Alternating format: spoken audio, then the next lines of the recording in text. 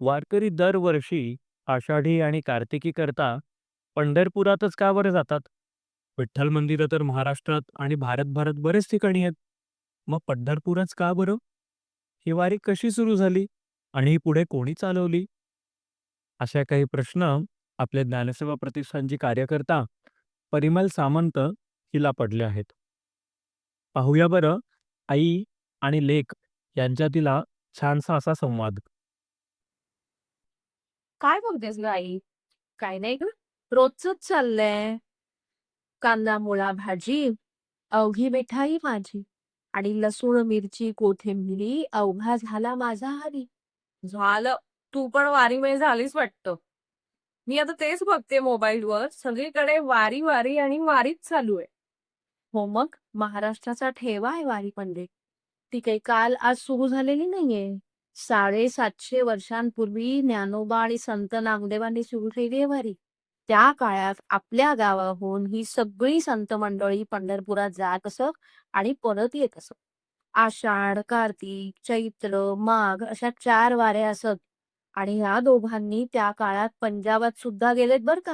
पंजाबातल्या कुमान शहरातनं आजही एक पालखी पंढरपूरला दरवर्षी येते. काय सांगतेस? एवढं काय ते पंढरपुरामध्ये? विठ्ठल मंदिरं तर सगळीकडे असतात. किंवा एवढे कष्ट का करायचे?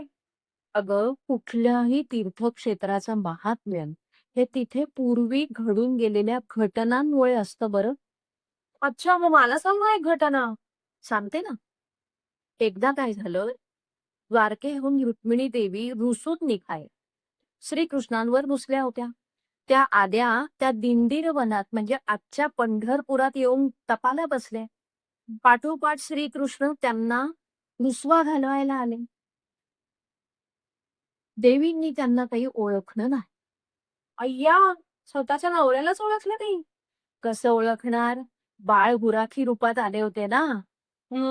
इंटरेस्टिंग. मग पुढे काय झालं? हां, मग पुढे तिथून देव जे निघाले, ते पुंडलिकाच्या घरी पोहोचले.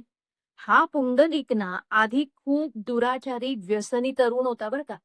पण तीर्थयात्रेत उपुट मुनींचा त्याला सत्संग घडला आणि तो अंतर्बाह्य बदलला.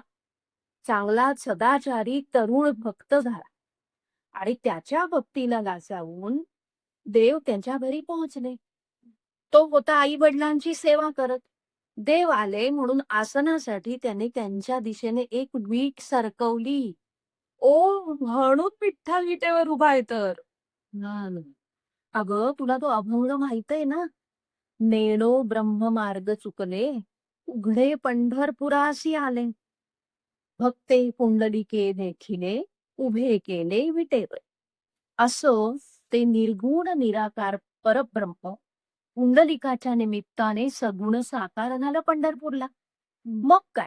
बाकी सर्व देवदेवतांना ही गोष्ट समजली. त्याही आल्या त्यांच्या दर्शनाला. रुक्मिणी देवी सुद्धा आल्या. पाठोपाठ भगवान शंकर आले. भगवंताला आपल्या प्रिय भक्ताला पाहून एवढा आनंद झाला, की त्यांनी आपल्या त्या प्रिय भक्ताला उचलून आपल्या मस्तकी धारण केलं. आलं लक्षात. म्हणजे भगवंत स्वतः प्रकट झाल्यामुळे पंढरपूरचं महात्म्य वाढलंय तर. बरोबर. आता बघ कसं झालं. रुक्मिणी देवींसाठी आले, त्यांचा रुसवा काढायला. हं. भक्त पुंडलिकासाठी प्रकट झाले. इतर देवदेवतांना दर्शनाचा लाभ झाला आणि भगवान शंकरांना तर उचलून मस्तकी धारण केलं. म्हणजे हरी आणि हराचं ऐक्य झालं.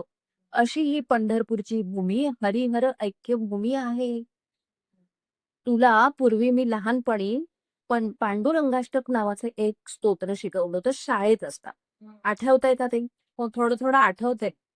महायोगपीठे तटे भीमरथ्या परं पुंडरीकाय दातुं मुनीन्द्रैः समागत्य तिष्ठन्तमानन्दकन्दं परब्रह्मलिंगं भजे पांडुरंगम.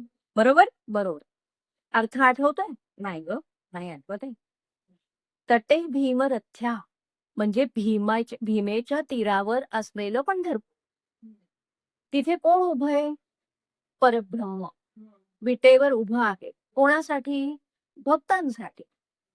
आणि त्याचं स्वरूप कसं आहे? तर तो आनंदाचा कंद आहे.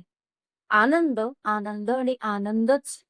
वारकरी तिथे जातात, तो हा निव्वळ निखळ आनंद मिळवण्यासाठी आणि परत येताना भरपूर ऊर्जा घेऊन येतात आपल्याबरोबर. आता तुला कळलं ना, वारकरी एवढे कष्ट का काढतात ते?